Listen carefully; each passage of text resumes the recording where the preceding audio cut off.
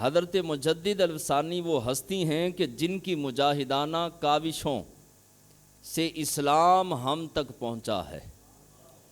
یہ بر صغیر پاک و ہند کے اندر حضرت مجدد الفسانی علیہ رحمہ امام ربانی کی برکات سے اللہ نے ہمیں اسلام سے مشرف فرمایا ہے۔ مجدد الفسانی شیخ احمد سرہندی رحمۃ اللہ تعالی علیہ، آپ کا نام شیخ احمد سرہندی رحمۃ اللہ تعالی علیہ ہے۔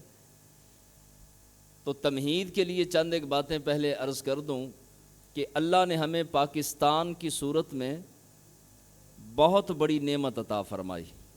اپنے بچوں کو قدردانی بتائیں پاکستان کی۔ پاکستان رب ذوالجلال کی بہت بڑی نعمت ہے۔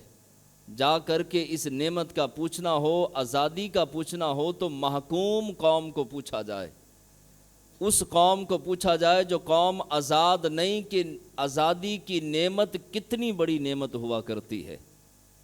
اور پاکستان یاد رکھیے، پاکستان کی بنیاد جو تھی اور پاکستان کا بنیادی مقصد جو تھا وہ دو قومی نظریہ تھا۔ کیا تھا جی؟ دو قومی نظریہ۔ دو قومی نظریے کا مطلب کیا ہے کہ دو قومیں ہیں، ایک قوم ہندو ہے، دوسری قوم مسلمان ہے۔ مسلمان کا نظریہ اور ہے، ہندوؤں کا نظریہ اور ہے۔ مسلمانوں کا رہن سہن اور ہے، ہندوؤں کا رہن سہن اور ہے۔ مسلمانوں کا کھانا پینا اور ہے، ہندوؤں کا کھانا پینا اور ہے۔ مسلمانوں کا دین مذہب اور ہے، ہندوؤں کا دین مذہب اور ہے۔ مسلمانوں کی رسومات اور ہیں اور ہندوؤں کی رسومات اور ہیں۔ بنیاد بنی دو قومی نظریہ، کیونکہ وہ الگ قوم ہیں، مسلمان ایک الگ قوم ہیں اور یہ دو قومیں بنی، اس لیے دو قومی نظریہ۔ یہ وہ نظریہ ہے کہ جس پر پاکستان بنا تھا۔ اپنے بچوں کو سکھائیں اور خود بھی سیکھیں کہ پاکستان بننے کے پیچھے وجہ کیا تھی، پاکستان آزاد کیوں کیا گیا، اس کے لیے جو ہے وہ 20 لاکھ مسلمانوں کی قربانی کیوں دی گئی۔ پاکستان بنا تھا دو قومی نظریے کی بنیاد پر، جس کو آج بھی اس نظریے سے اختلاف ہو اور اس نظریے کو سمجھ نہ سکے تو جائے آج مقبوضہ کشمیر، جا کے دیکھے کہ جن قوموں کو آزادی نہ ملی ہو تو ان کی زندگی اجیرن کیسے ہوا کرتی ہے۔ آج جا کر مقبوضہ کشمیر کے علاوہ ہندوستان کی سرزمین پہ چلے جائیں تو وہاں پر تیسرے درجے پر مسلمانوں کو رکھا جاتا ہے۔ پہلے درجے پہ ہندو، دوسرے درجے پہ عیسائی اور تیسرے درجے پہ مسلمانوں کو رکھا جاتا ہے۔ اچھی پوسٹ پہ ملازمت نہیں کر سکتا مسلمان ہندوستان کے اندر، بہترین کاروبار، بڑا کاروبار نہیں کر سکتا۔ ہندو بنیوں نے جو ہے وہ سارے کے سارے کاروبار پہ قبضہ جما رکھا ہے۔ مسلمان کو حقارت کی نظر سے دیکھا جاتا ہے۔ مسلمان وہاں پہ کھل کے نماز پڑھنا، دیگر عبادات کرنا ان کے لیے مشکل ترین ہے۔ اور یہ دو قومی نظریہ اس دور میں کس نے پیش کیا؟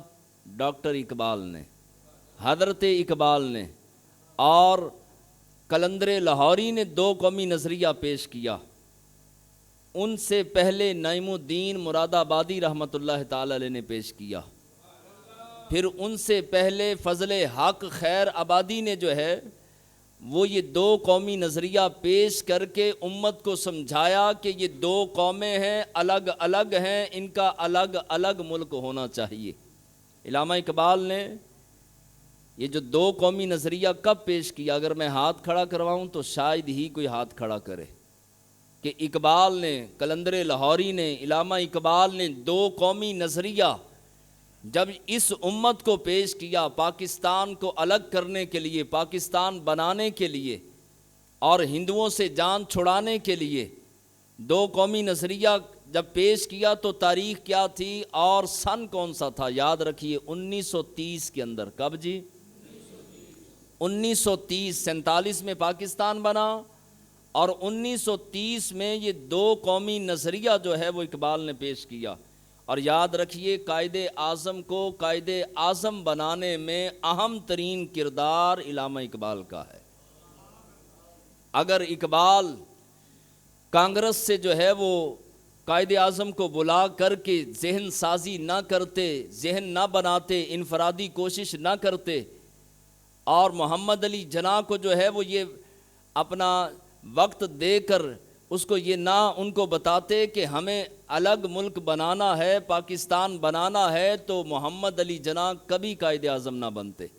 تو قائد اعظم بنانے میں سب سے بڑا ہاتھ، سب سے اہم کردار جس ہستی کا تھا وہ علامہ اقبال ہیں۔ علامہ اقبال نے قائد اعظم کی ذہن سازی کی، کہا جناب ہمیں پاکستان بنانا ہے، الگ ملک بنانا ہے جہاں ہمارے بچے آزادی کے ساتھ زندگی گزار سکیں، جہاں ہمارے بچے جلوس میلاد نکال سکیں، جہاں ہمارے گھر والے صحیح انداز سے عبادت و ریاضت، تقوی و پرہیزگاری کے ساتھ زندگی گزار سکیں، جہاں پر اسلام کا جو ہے وہ نظام ہو، اسلامی نظام ہو، قوانین ہوں، پارلیمنٹ کے اندر جو ہے وہ اسلامی قوانین ہوں، تھانے کچہری کے اندر، عدالتوں کے اندر اسلامی قانون ہو۔ تو قائد اعظم کو قائد اعظم بنانے میں اہم ترین کردار علامہ اقبال نے ادا کیا۔ اچھا، محمد علی جناح کو تو قائد اعظم بنانے میں کردار اقبال نے ادا کیا، تو اقبال کی ذہن سازی کس نے کی؟ اقبال کو اقبال کس نے بنایا؟ اقبال کو قلندر لاہوری کس نے بنایا؟ اور اقبال کو علامہ اقبال اور ولی کامل کس نے بنایا؟ اقبال خود بیان کریں گے، اور وہ خود بیان کرتے ہیں، وہ فرماتے ہیں حاضر ہوا میں شیخ مجدد کی لحد پر۔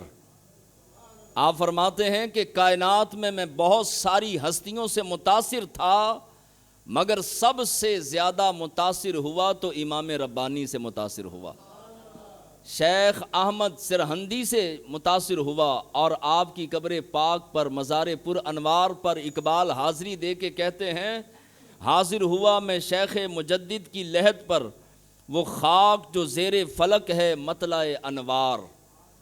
آپ فرماتے ہیں کہ یہ تو خاک کے ذرے تم دیکھ رہے ہو، لیکن کاش تمہیں رب آنکھیں دیتا۔ یہ مٹی نہیں ہے، یہ خاک نہیں ہے، بلکہ ان کی چمک تو ستاروں سے بھی زیادہ ہے، بلکہ ان مٹی کے ذروں سے سورج چڑھتا بھی ہے، سورج اترتا بھی ہے۔ وہ خاک جو زیر فلک ہے مطلع انوار، کائنات کو روشنی اور نور ان ذروں کا صدقہ ملتا ہے۔ آج ہم اس ہستی کا ذکر خیر کر رہے ہیں۔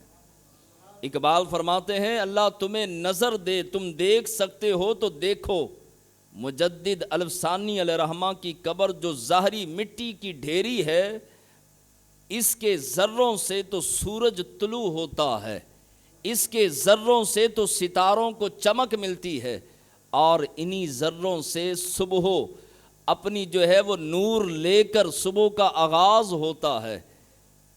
اور پھر آگے جو ہے وہ اقبال کہتے ہیں وہ ہند میں سرمایہ ملت کا نگہباں، وہ ہند میں سرمایہ ملت کا نگہباں۔ سرمایہ ملت، سرمایہ یہ دولت نہیں، پیسہ نہیں، سونا چاندی ہیرے موتی جواہرات نہیں، سرمایہ ملت، ملت کا جو سرمایہ سب سے بڑا سرمایہ ہوتا ہے وہ ایمان ہوتا ہے۔